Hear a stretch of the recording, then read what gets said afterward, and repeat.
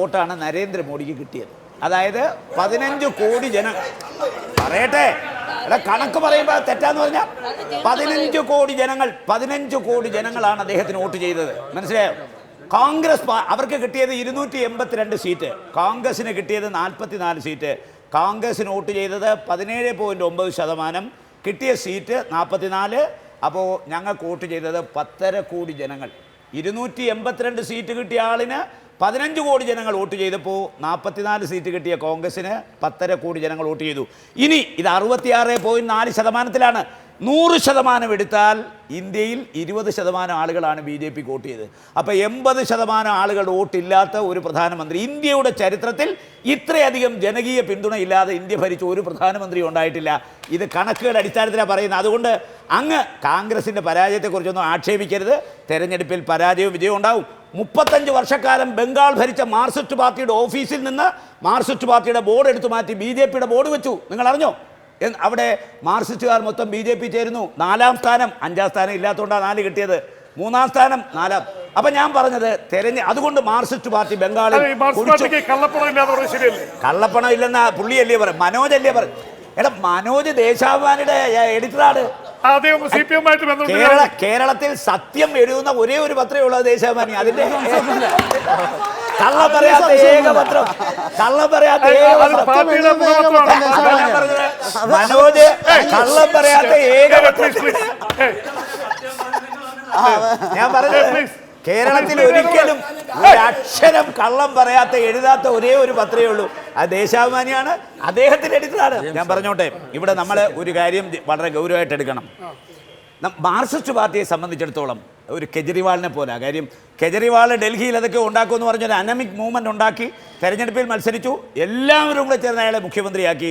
ഒരു 3 മാസം കഴിയുമ്പോൾ അയാൾ ഇട്ടെറിഞ്ഞിട്ട് പോയി എന്ന് പറഞ്ഞ കണക്ക് ജീവിതത്തിൽ ഒരിക്കലും ഇന്ത്യ ഭരിക്കാൻ ഒരു ദുര്യോഗം കിട്ടാത്ത പാർട്ടിയാണ് മാർക്സിസ്റ്റ് പാർട്ടി. അതുകൊണ്ട് ഇന്ത്യ എന്റെ പൊന്നനിയ പറയട്ടെ, എന്റെ പൊന്നനിയ ജ്യോതിബാസുവിനോട് അനിയോട്ടെ ചോദ്യം ചോദിച്ചിട്ട് അങ്ങോട്ടിരിക്കുക. ജ്യോതിബാസുവിനോട് ഇന്ത്യയുടെ പ്രധാനമന്ത്രിയാകാൻ പറഞ്ഞ് ഞങ്ങളുടെ പാർട്ടിയാ കോൺഗ്രസ്, മാർക്സിസ്റ്റ് പാർട്ടി സമ്മതിച്ചില്ല. അതുകൊണ്ട് ജ്യോതിബാസു അതിന് വിളിച്ചെന്താ അറിയോ? ചരിത്രപരമായ വിഡ്ഢിത്തം എന്നാണ് പറഞ്ഞത്. അപ്പോൾ ജ്യോതിബാസു ഒരു പ്രാവശ്യം ഇന്ത്യയുടെ പ്രധാനമന്ത്രി ആയിക്കോട്ടെ എന്ന് ഞങ്ങൾ പറഞ്ഞു, കോൺഗ്രസ്. എന്നിട്ട് പോലും ഈ മാർക്സിസ്റ്റ് പാർട്ടിക്ക് ഇന്ത്യ ഭരിക്കാൻ കിട്ടിയ അവസരം ഉപയോഗിച്ചില്ല. ഞാൻ പറഞ്ഞോട്ടെ. അപ്പോ ഡൽഹിയിൽ അനമിക് മൂവ്മെന്റ് ആയ കെജ്രിവാൾ അധികാരത്തിൽ എന്തൊക്കെയോ ചെയ്യുമെന്ന് പറഞ്ഞ് അധികാരം ഏറ്റെടുത്തു. ചെയ്യാൻ കഴിയാതെ വന്നപ്പോൾ അദ്ദേഹം അധികാരം കഴിഞ്ഞിട്ട് പോയി. അതുകൊണ്ട് ഒരു രാജ്യം ഭരിക്കുന്ന ഗവൺമെന്റിനെ ഭരിക്കാൻ ജനങ്ങൾ അധികാരത്തിൽ കൊണ്ടുവന്ന ഗവൺമെന്റിനെ ഭരണത്തെക്കുറിച്ചുള്ള കാര്യം പറയാൻ പറ്റൂ. ഞാനിവിടെ ഒറ്റ കാര്യം പറയാം, ഞാൻ വളരെ വ്യക്തമായി പറയാം. ഇന്ത്യൻ നാഷണൽ കോൺഗ്രസിൻ്റെ UPA ഗവൺമെൻറ് സുപ്രീം കോടതി കൊടുത്ത അതേ അഫിഡവിറ്റിൻ്റെ തനിയാവർത്തനമാണ് BJPയുടെ ഗവൺമെൻറ് സുപ്രീം കോടതി കൊടുത്ത അഫിഡവിറ്റ്. ഞാൻ പറഞ്ഞോട്ടെ അച്ഛാദീനാകയി എന്നല്ലേ പറഞ്ഞത്? എന്നല്ലോ. ഞങ്ങൾ ഗ്യാസിന് 12 സിലിണ്ടർ അത് 9 ആക്കി, ഗ്യാസിൻ്റെ വില കൂട്ടി. മാത്രമല്ല ഞങ്ങൾ ആധാർ കൊണ്ടുവന്നു, ബാങ്കുമായി ലിങ്ക് ചെയ്തു. ഇപ്പോൾ BJPയുടെ ഗവൺമെൻറ് എല്ലാ പാവപ്പെട്ടവർക്കും ബാങ്ക് അക്കൗണ്ട് കൊടുത്തു. എല്ലാവരും സന്തോഷിച്ചു. ഇപ്പോൾ മോഡി എന്താ പറഞ്ഞത്? ഞങ്ങൾ ആധാർ കൊണ്ടുവരാൻ പോകുന്നു, നിങ്ങൾക്ക് അക്കൗണ്ട് എടുത്ത് തന്നിട്ടുണ്ട്, ഞങ്ങൾ ഇത് ബാങ്കുമായി ലിങ്ക് ചെയ്യും, നിങ്ങൾക്ക് സബ്സിഡി ബാങ്കിലിടും, പോയി ചെക്ക് എഴുതി കൊടുത്ത് വായിക്കണം. ഇത് തന്നെയാണ് ഞങ്ങൾ ചെയ്തത്. ഞങ്ങളുടെ ഗവൺമെൻറ്റിനെ താഴെ ഇറക്കാൻ ഈ ആധാർ ഈ ബാങ്ക് ഉപയോഗിച്ചില്ലേ? ഇപ്പോൾ അതേ ആധാർ അതേ ബാങ്ക് അവരും കൊണ്ടുവരുന്നു. ഞാൻ പറഞ്ഞോട്ടെ ഇവിടെ മനോജ് പറഞ്ഞ ഒരു കാര്യത്തോട് ഞാൻ യോജിക്കുന്നു. മനോജ് 2 കാര്യം പറഞ്ഞോളൂ. ഇപ്പൊ പ്രധാനമന്ത്രി അമേരിക്കയിൽ പോയപ്പോൾ 2 കോടീശ്വരന്മാരല്ല. 1 അദ്ദേഹം പറഞ്ഞ റിലയൻസിന്റെ മുകേഷ് അംബാനി, 2 അദാനി ഗ്രൂപ്പിന്റെ ഗൗതം അദാനി, 3 ബിർള ഗ്രൂപ്പിന്റെ കുമാർ മംഗലം, 4 പിന്നെ മിത്തൽ ഗ്രൂപ്പിന്റെ സുനിൽ ഭാരതി, 5 സുബ്രത റോയ് സഹാറ ഗ്രൂപ്പ്. മാത്രമല്ല ഇവിടെ മരുന്നിന്റെ വില കൂട്ടാൻ സൺ ഫാർമയുടെ MD കൊണ്ടുപോയി. എത്ര കോടീശ്വരന്മാർ! ഇത് കോർപ്പറേറ്റുകളുടെ ഒരു ഭരണമാണ്. ഞാൻ കോൺഗ്രസിന്റെ കാര്യത്തിൽ ഈ പ്രധാനമന്ത്രിമാർ പോയ ഹോട്ടലിൽ അവരെ ആരും താമസിപ്പിച്ചില്ലല്ലോ, കൂടെ കൊണ്ടുപോയിട്ടില്ലല്ലോ ഈ കോടീശ്വരന്മാരെ. ഞാൻ പറഞ്ഞത് കഴിഞ്ഞ തെരഞ്ഞെടുപ്പിൽ മോഡിയെ ഇന്ത്യയുടെ പ്രധാനമന്ത്രിയാക്കാൻ ശ്രമിച്ച സ്വാഹ സ്ക്വയർ മാത്രമല്ല നമുക്കറിയാം ആപ്കോ വേൾഡ്, ഇതെല്ലാം മൾട്ടിനാഷണൽ വേൾഡ് കമ്പനികളാണ്. അവർ ഇപ്പോൾ മോഡി പറയുന്നു അദ്ദേഹം ചായക്കടക്കാരനാ, ഞങ്ങൾ ആരും പറഞ്ഞില്ലോ അദ്ദേഹം കാപ്പിക്കടക്കാരനാ, അദ്ദേഹം ചായക്കടക്കാരൻ. അപ്പൊ ഞാൻ പറയുന്നു ജെയിംസ്, നിങ്ങൾ ആലോചിക്കണം, ആ ചായക്കടക്കാരൻ ഒരു ദിവസം ഇടുന്ന വേഷത്തിന്റെ വില 100 ചായക്കട തുടങ്ങാനുള്ള പിന്നെ വേഷം, ഒരു ദിവസത്തെ വേഷത്തിന്റെ കാശ് അറിയോ നിങ്ങൾക്ക്?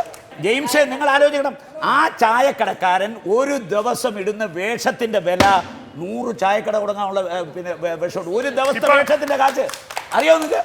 നിങ്ങൾ വിളിച്ച് മോഡിയുടെ ഒരു ദിവസം എടുത്ത വേഷത്തിന്റെ കാശ് എത്രയാണെന്ന് ചോദിക്കും.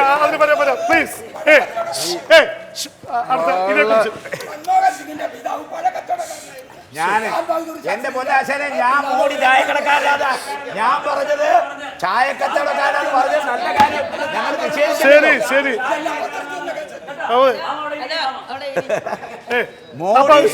ബി.ജെ.പി. അഭിമാനത്തോടു കൂടി പറയുന്നു. ഞാൻ പറഞ്ഞത് ആ ചായക്കടക്കാരൻ ഒരു ചായക്കടക്കാരനെ കൂടെ അല്ല അമേരിക്കയെ കൊണ്ടുപോയത്, എല്ലാം കോടീശ്വരന്മാർ. രാജീവ്, ഇതേക്കുറിച്ച് പറഞ്ഞില്ല, ഇപ്പൊ പറഞ്ഞതില് 20% വോട്ട് മാത്രമേ ബി.ജെ.പി കിട്ടിയുള്ളൂ. പിന്നെ മോഡി കോർപ്പറേറ്റ് ശതമാനക്കണക്കിലാണ് കോൺഗ്രസ് ഇന്ന് പ്രധാനമന്ത്രിയായിട്ട് കാണുന്നത്. അത് അതിന്റെ അവസാനമാണ്. ജനങ്ങൾ വിധിയെഴുതപ്പെട്ട ഏക ഒരു പാർട്ടിയെ, ഘടകകക്ഷികൾ പോലും ഇല്ലാതെ ഒരു പാർട്ടിയെ അധികാരത്തിലേറ്റിയ ജനങ്ങൾക്ക് ചെയ്തു കൊടുക്കേണ്ട ഒരുപാട് ബാധ്യതയുണ്ട്. നേരത്തെ സഹോദരൻ സൂചിപ്പിച്ചതുപോലെ ഇവിടെ നമ്മൾ ചെയ്യാൻ പോകുന്ന കാര്യങ്ങൾ നേരത്തെ കൂട്ടി പറഞ്ഞിട്ടുള്ളതാണ്. അത് ചെയ്തുകൊണ്ടിരിക്കുകയാണ്. 150 ദിവസം മാത്രമേ കഴിഞ്ഞിട്ടുള്ളൂ. ആദ്യം കള്ളപ്പണമായിരുന്നു. ആദ്യത്തെ ഗവൺമെന്റിന്റെ ഫസ്റ്റ് ക്യാബിനറ്റ് മീറ്റിംഗിൽ കൂടിയ ഒരു കാര്യം എന്താ, SIT രൂപീകരിക്കുന്നതിന് അത് തൊട്ട് തുടങ്ങണം. ഞങ്ങൾ പറഞ്ഞിട്ടുണ്ട് 2019 ഞങ്ങൾ പ്രോഗ്രസ് കാർഡ് കാണിക്കും ജനങ്ങൾക്ക് മുന്നിൽ. ആ പ്രോഗ്രസ് കാർഡിന്റെ അടിസ്ഥാനത്തിൽ മാത്രം ഞങ്ങൾ വോട്ട് ചെയ്താൽ മതി. ഇത്രയും ചങ്കുറ്റത്തോടുകൂടി ഞങ്ങൾ ആദ്യമേ പറയുന്ന കാര്യമാണ്, അല്ലാതെ പറയുന്നതല്ല. ഞങ്ങൾ അത് കുഴപ്പമില്ല. കഴിഞ്ഞ 10 വർഷം ഈ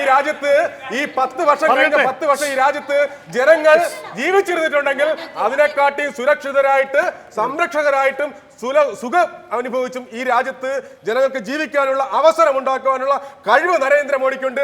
പിന്നോക്കക്കാരനുണ്ട്, ചായക്കടക്കാരനുണ്ടെന്ന് അറിഞ്ഞിട്ട് തന്നെയാണ് ഈ രാജ്യത്തെ ജനങ്ങൾ അദ്ദേഹത്തെ പ്രധാനമന്ത്രിയാക്കിയിട്ടുള്ളത്. അല്ല, സംശയമില്ല. ഇരിക്കട്ടെ. പിന്നെ വരട്ടെ. പിന്നെ അദ്ദേഹം ഇടുന്ന വസ്ത്രം ചേട്ടാ ഒന്ന് ഇരിക്കേട്ടാ. അദ്ദേഹം ഇടുന്ന വസ്ത്രത്തെ കുറിച്ച് കളിയാക്കി. വസ്ത്രം വളരെ വിശാലമായിട്ട് നിങ്ങളിടുന്ന ഒരു ഷർട്ടിന്റെ പൈസ മുഴുവൻ ഈ രാജ്യത്ത് നിങ്ങൾ എത്രത്തോളം കളിയാക്കുമ്പോഴും നരേന്ദ്രമോദി ജനങ്ങളുടെ മനസ്സിൽ ജീവിച്ചു തുടങ്ങിയാണ്. നിങ്ങൾ എത്രത്തോളം കളിയാക്കുമ്പോഴും. പിന്നെ നേരത്തെ ദേശാഭിമാനി നമ്മുടെ പ്രിയപ്പെട്ട മനോജ് പറഞ്ഞു. എന്താ പറഞ്ഞത്? ആഗോളവൽക്കരണ ഉദാഹരണം. അവരഴിമതിയില്ല എന്ന് പറയുമ്പോൾ ആഗോളവൽക്കരണത്തിന്റെ ഉദാരവൽക്കരണത്തിന്റെയും വലിയ കാറ്റേക്കാത്ത സംസ്ഥാനത്ത്, പ്രത്യേകിച്ച് തലസ്ഥാന നഗരിയിൽ ലോകായുക്ത കേസ് നേരിടുകയാണ് അവരുടെ CPI എന്ന് പറയുന്ന കക്ഷി. എന്തിനാ? ഇതൊന്നുമില്ലാതെ അഴിമതി പണം എങ്ങനെ ഉണ്ടാക്കാമെന്ന് ഇവിടെ ഒരു സ്ഥാനാർത്ഥി നിർത്തി. സ്ഥാനാർത്ഥിയിൽ നിന്ന് അഴിമതി കാണിച്ച പണം എങ്ങനെ വാങ്ങിക്കാമെന്ന് ഘടകകക്ഷിയാണല്ലോ ഞങ്ങളെ ഒരു സംഘടനകൾക്കും ഇല്ലെന്നാ പറഞ്ഞത്. അത് മാത്രമാണോ?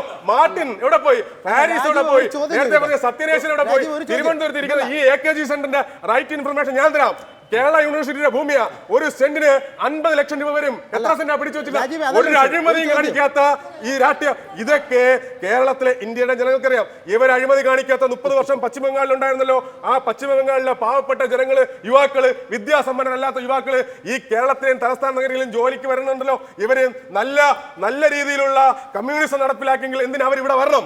അത് ആ പ്രത്യയശാസ്ത്രങ്ങളിൽ നിന്ന്, ആ മണ്ണിൽ നിന്നും മാറുന്നതാണ്. അതുകൊണ്ടാണ് അവർ സ്വീകരിക്കപ്പെട്ട ഏകാത്മാ മാനദർശനം.